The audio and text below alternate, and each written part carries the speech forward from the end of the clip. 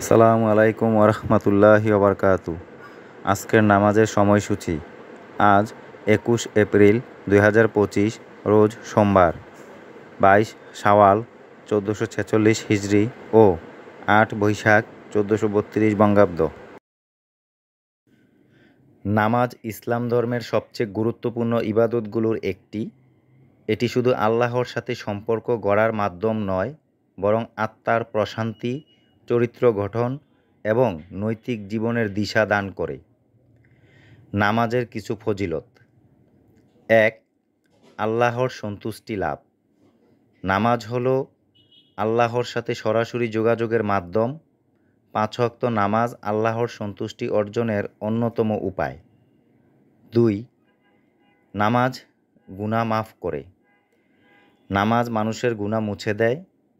হাদিস শরীফে এসেছে, তোমরা কি মনে করো যদি কারো দরজার সামনে একটি নদী থাকে এবং সে দিনে 5 বার সেই নদীতে গোসল করে, তবে তার শরীরে কি কোনো ময়লা থাকবে? সাহাবীরা বললেন, না, কোনো ময়লা থাকবে না।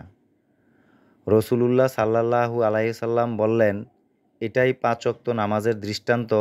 আল্লাহ এই নামাজের মাধ্যমে বান্দার গুনাহ মুছে দেন। সহিহ বুখারী। 3. জান্নাতের পথ সুগম হয়। নিয়মিত নামাজ আদায়কারীরা জান্নাতের অধিকারী হবে।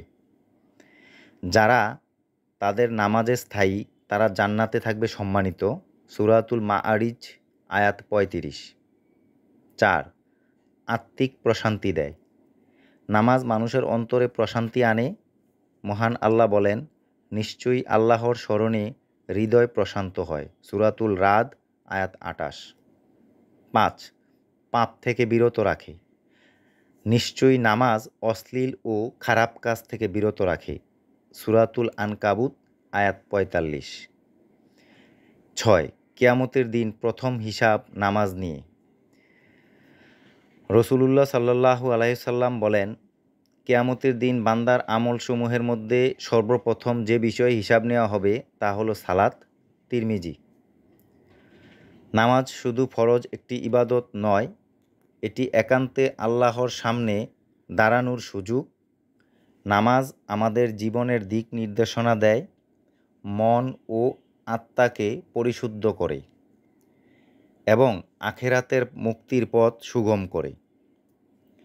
আমরা চাইলে প্রতিদিন 5 ওয়াক্ত নামাজ আদায় করতে পারি।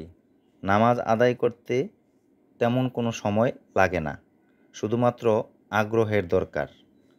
আসুন আমরা প্রতিদিন 5 ওয়াক্ত সালাত জামাতের সহিত আদায় করার চেষ্টা করি এবং নামাজের মাধ্যমে মহান আল্লাহর সাথে সরাসরি যোগাযোগ করি। কেননা নামাজের মাধ্যমেই মহান আল্লাহর সাথে সরাসরি যোগাযোগ করা যায়। মহান আল্লাহ